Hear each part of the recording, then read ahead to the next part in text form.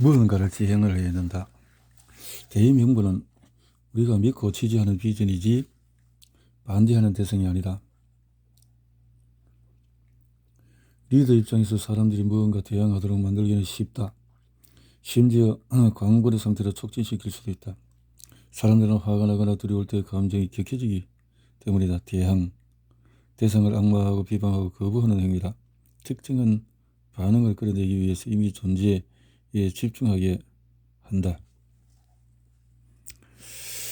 근시안적으로 보면 미국을 대영 제국으로부터 독립시키고자 했던 미국의 지도자들은 대영 제국에 대항하는 입장이었다. 사실 이들은 영국의 태도에 무척 화가 난 상태였다. 독립선언문의 60% 이상이 왕에 대한 불만을 표시하는 내용이었다. 독립선언문을 읽으면 가장 먼저 그들이 꿈꾸는 이상적인 세계관이 나온다. 앞의 문장들은 그 뒤에 이어지는 내용의 맥락을 만들어주며 방향성을 제시한다. 개개인이 공감할 수 있으며 쉽게 기억할 수 있는 이상향을 보여준다. 독립선언문 후반부를 살펴보면 다음과 같이 왕에 대한 불만을 표시하는 그림안이 나온다. 국왕은 식민지의 인구를 억제하는 데 힘을 썼다. 이를 위하여 외국인의 기업법에 반대했고 외국인의 이주를 장려하는 법률도 허가하지 않았으며 토지를 새로이 취득하는 데에도 여러 가지 조건을 붙여서 까다롭게 했다. 하지만 학자들의 역사강을 빼면은 이 내용을 줄줄 외우고 있는 사람은 거의 없다. 반면에 독립선언문의 앞부분에 등장하는 모든 사람은 평등하게 태어났다라는 문장은 미국인 대부분이 힘들이지 않고 읊으며 생명권과 자유권과 행복의 추구권이라는 3개의 요소를 외우고 있는 사람들도 많다. 그만큼 국민 정신이 깊게 뿌리내리고 있다는 뜻이다. 외국인들은 당대 애국자와 정치인들의 정신이 고스란히 담긴 이 문구에서 자신이 무엇을 위해 살아야 하는지, 조국의 건국 이념이 무엇인지 떠올린다. 다시 말해서 독립선언문의 초반 내용은 미국인들이 무엇을 지향하고 있는지 보여준다. 포용적이어야 한다. 사람들은 어딘가에 소속되고자 하는 소속감을 느끼고 싶어 한다. 손을 잡고 마음속에 숨어있던 열정이 있어서나 손을 잡고 함께 하겠다는 그런 마음이 생기도록 그 올바른 대의명분을 세우면 사람이 모인다. 그들은 아이디어를 더 많이 내고 시간을 더 쏟고 경험을 더 많이 공유하는 등 원하는 미래를 구현하는 데 도움이 되기 위해서 무엇이든 하려 한다. 이것이 바로 사회운동의 시작이다. 처음에는 몇몇 사람들이 소규모로 시작한다. 그러다가 이들의 이상적인 미래 비전이 알려지면 사람들이 모여든다. 단순히 세상을 바꾸겠다 혹은 한 획을 긋겠다라는 말로는 정확히 무엇을 성취하려는지 알 수가 없다. 의도는 좋지만 의미 있는 방향성을 삼기에는 너무나 추상적이다.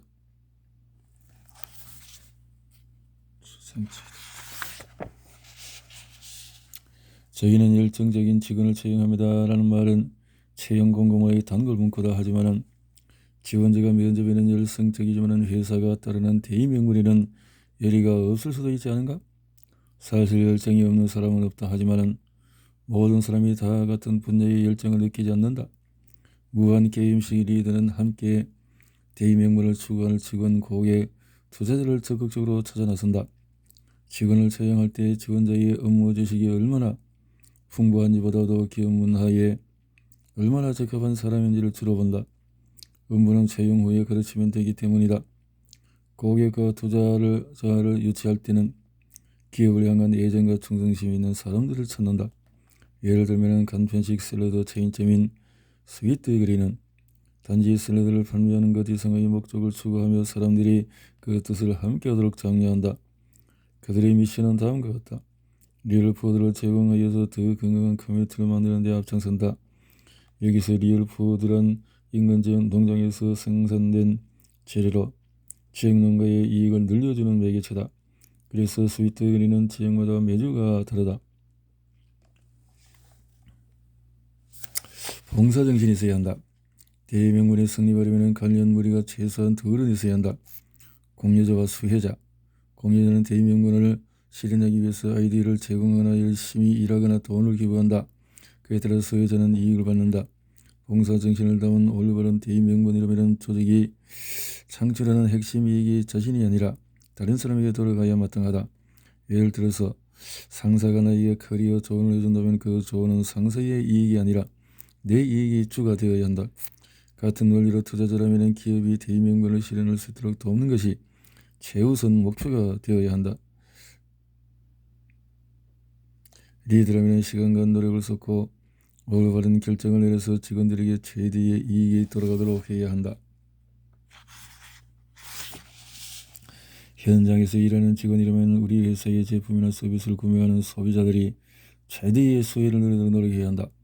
만약에 당사자가 하나뿐이라면 그러니까 창출하는 이익이 모두 자신에게 돌아온다면 대의 명분이라고 할 수 없다. 그냥 허영심 가득한 계획일 뿐이다.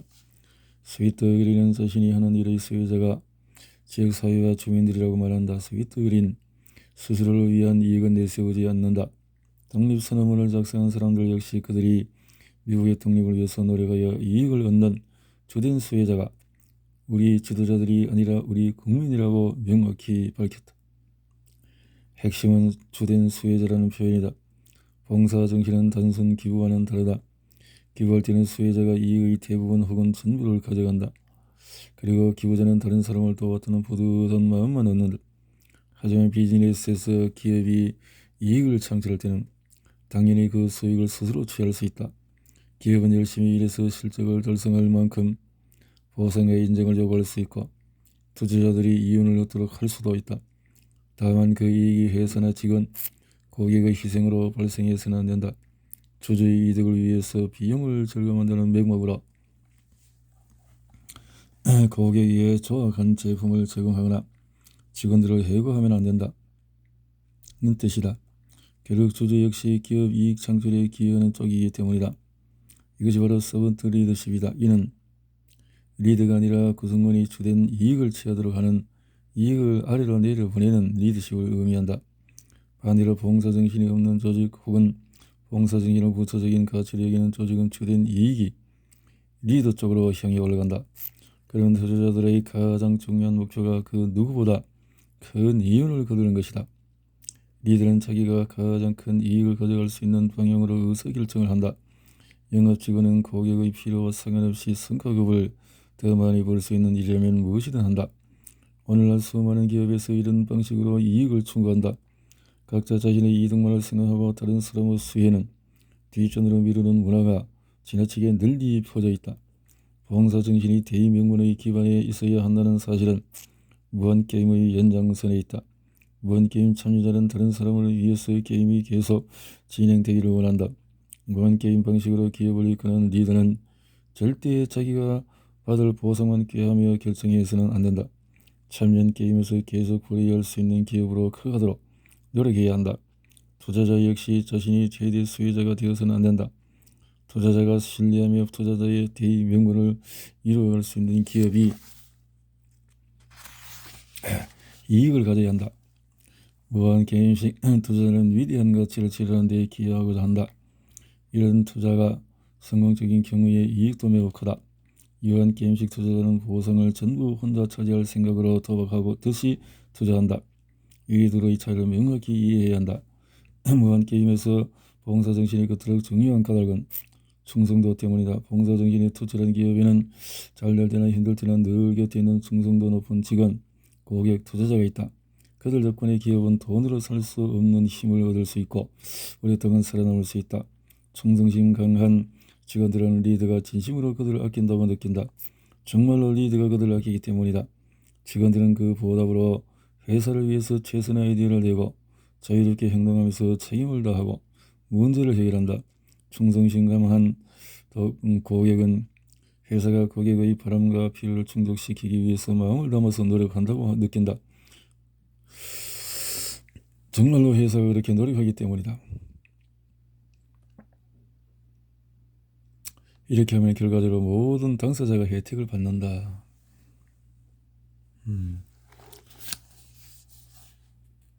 회복 탄력적이어야 한다. 무한게임식 리더가 되고자 한다면 독립선언문의 사리를 마음속에 잘 새겨야 한다. 미국의 건국의 아버지들이 언급한 평등과 양도할 수 없는 권리는 언제나 유효하다. 240년이 넘는 세월이 흐르는 동안에 강산이 수십 번 변하고 국가의 통치자와 국민이 바뀌고 문화가 달랐지만 대의명분은 변함없이 진리로 남아있다. 이것이 대의명분의 무한시간 속의 비즈니스라는 무한게임에서 대의명분은 제품이나 서비스보다도 더 중요하다. 제품과 서비스는 대의명분을 실현하기 위한 수단이다. 제품과 서비스 자체가 대의명분은 아니다.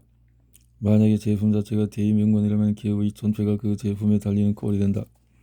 신기술이 개발되면 제품은 하루아침에 구식이 되는데 그에 따라서 기업의 대의명분이 더 나아가서 기업 전체가 시대에 뒤떨어지는 것이다.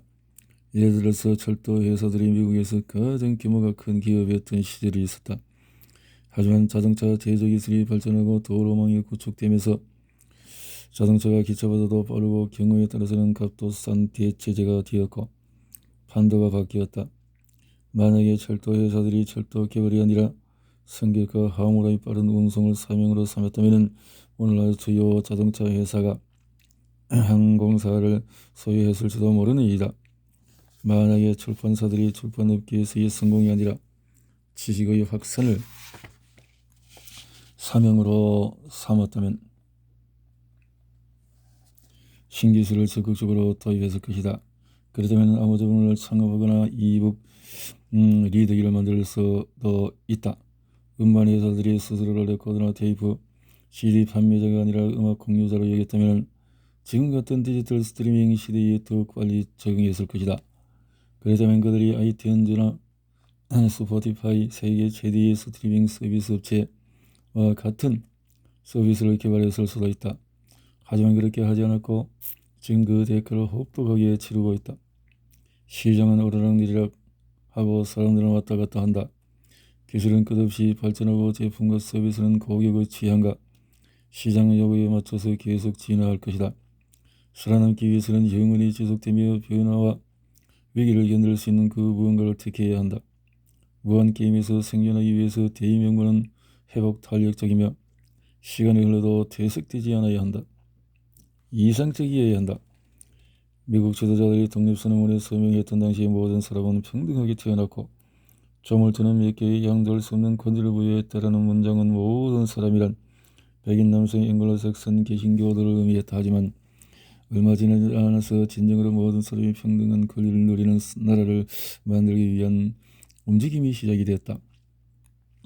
예를 들어서 독립전쟁이 벌어지는 동안에 조지 워싱턴은 자신이 이끄는 근대내에서 반가톨릭 조직의 결성을 금지했으며 그린들의 본보기가 되기 위해서 정기적으로 미사에 참여했다. 그로부터 약 100년 뒤에는 남북전쟁이 발발해서 노예제도가 폐지되었고 수정헌법 14조에 따라서 아프리카계 미국인과 노예 출신들이 시민권을 받아서 시민으로서의 지위를 행사할 수 있게 되었다.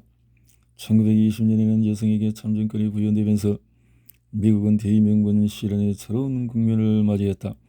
이어서 인종차별을 금지하는 민권법과 투표권법이 각각 1964년과 65년에 통과되면서 대의명분의 이상에 한 발짝 더 가까워졌다. 2015년에는 미국 연방 대법원이 오버그펠 대 호지스 사건에서 동성혼 합법화 판결을 내렸다. 이로써 수정헌법 제14조의 적용 범위가 한층 더 넓어졌고 이에 따라서 모든 사람이 평등한 사회를 만드는 데 큰 획을 그었다. 만약에 미국 건국의 아버지들이 독립이라는 목표 단 하나만 세웠다면 어땠을까? 독립에 성공한 뒤에서 맥주 한 잔 두고 자기들이 전투에서 얼마나 잘 싸우는지 떠들며 볼링이나 쳤을 것이다. 하지만 이런 일은 일어나지 않았다. 그들 크고 대담하고 이상적인 미래 고연을 위해서 그들이 추구하는 가치를 영원히 변치 않은 원칙으로 성문화하고자 했다. 그래서 그들은 헌법을 만들기 시작했고 독립전쟁이 끝난 지 단 7년 만에 모든 주의의 비준을 받았다. 그들이 깃펜에 잉크를 묻혀서 헌법 구조를 써내려간 이래로 지금까지 미국 국민은 같은 대의명분을 추구해왔다. 앞으로도 미국 국민은 의지력과 자원이 허락하는 한 동일한 대의명분을 계속 추구해 나갈 것이다. 아직 미국의 대의명분이 완전히 실현되진 않았다. 실제로 완전히 실현되는 날은 오지 않을 것이다. 하지만 미국 국민은 대의명분을 달성하기 위해서 끝까지 목숨 바쳐 싸울 것이다. 이것이 중요하다. 노이제 폐지, 여성 참정권 부여, 민권법 제정, 동성혼 합법화는 대의명분을 영위해나가는 데 있어서 큰 도약이 되었다. 대의명분이 완전히 성취되기까지는 아직 멀었다. 그 하나하나의 과정은 독립선언문에 담긴 귀중한 가치를 이루게 나가는 행진의 분명한 발걸음이다. 승리를 자축하고 누리되 영광의 사로잡혀서 멈춰서는 안 된다. 무한게임은 계속 진행되며 아직 해야 할 일이 많기 때문이다. 승리는 이성적인 미래를 향한 여정에서 현 위치를 알려주는 이정표 정도로 생각해야 한다. 이런 승리들로 이성적인 미래가 어떤 모습인지 맛볼 수 있고 앞으로 나아갈 원동력을 얻는다. 대의명분을 추구하는 여정에서는 얼마나 성취했든 간에 여전히 갈 길이 멀게 느껴진다. 대의명분은 빙산과 같다. 우리 눈에는 빙산의 일각적 이미 완수한 업적만 보인다. 기업에서는 보통 창립자나 초기 직원들이 가장 뚜렷한 비전을 가지고 있다. 이들의 눈에는 다른 사람의 눈에 보이지 않는 미래가 보인다. 그들이 대의명분을 명확하게 표현할수록 혁신가와 얼리어답다, 즉 위험을 감수하더라도 상승적인 것을 먼저 시도하려는 사람들을 끌어당길 확률이 높아진다. 조직의 목표를 하나하나 이루게 가면은 빙산이 조금씩 드러나며 대의명분이 사람들의 눈에 보이기 시작한다. 대의명분이 구현되는 과정을 본 사람들은 회의적인 시각을 거두고 신뢰감을 싹 틔운다. 그리고 더 많은 사람이 그 대의명분에서 가능성을 발견하고 대의명분 실현에 참여하고자 한다. 그들은 이상향에 가까운 세상을 만들기 위해 시간, 에너지, 아이디어, 재능을 아낌없이 쏟아낸다. 하지만 리더는 빙산이 얼마나 드러났든 간에 아직 보이지 않는 부분이 훨씬 더 많다는 사실을 일깨워줘야 한다. 그동안 얼마나 많은 성공을 거뒀든지 상관없이 앞을 보고 달려나가야 한다. 대의명분은 뒤가 아니라 앞에 놓여 있다. 대의명분이 있다면 정의에 적으라. 미국 건국의 아버지들은 큰 변혁을 일으킨 위인이었다. 그들은 대의명분을 위해서 살고 죽었다. 명분. 세상을 떠난 다음에 어떻게 될까? 비전을 제시하고 구현하고자 하는 리더들 중에서 대의명분을 말로 표현하거나 글로 써놓지 않은 사람들이 얼마나 많은지 모른다.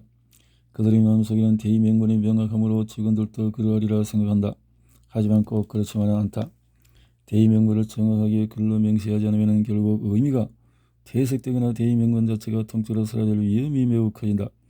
대의명분이 사라지면 회사는 나침반 없이 항해하는 배처럼 된다.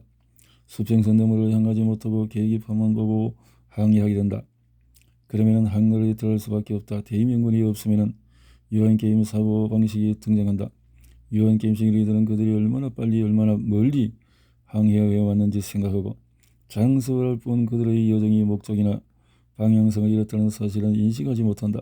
창립자의 생각 자체는 보존할 수 없지만은 그가 추구한 대의명분은 종이 위에 정확히 적어두기만 하면 뒤로 물려줄 수 있다. 독립선언문의 대의명분이 지금까지 계승되는 것처럼 대의명분이 글로 기록되면 창립자와 초기 직원들이 떠난 뒤에도 보존되어 미래 세대를 이끌 가능성이 월등히 높아진다. 구두 계약과 서명 계약의 차이를 생각하면 이해가 쉽다. 둘 다 법적 효력이 주어낸 계약서를 작성하면 오해나 분쟁을 방지할 수 있다. 게다가 계약이 성사되는 자리에 없었던 사람들도 계약의 내용을 정확히 파악할 수 있다. 대의명분을 글로 적어놓으면 나침반과 같은 역할을 한다. 창립자의 대의명분이 종이 위에 살아 숨쉬고 있다면 리더 승계가 이루어지는 매 순간 새로운 리더에게 나침반이 지어지고 그의 시선은 수평선 너머를 향한다. 그는 창립자가 더는 존재하지 않는 세상에서도 창립자의 경영 철학과 기법, 기업 문화를 그대로 이어나갈 수 있다.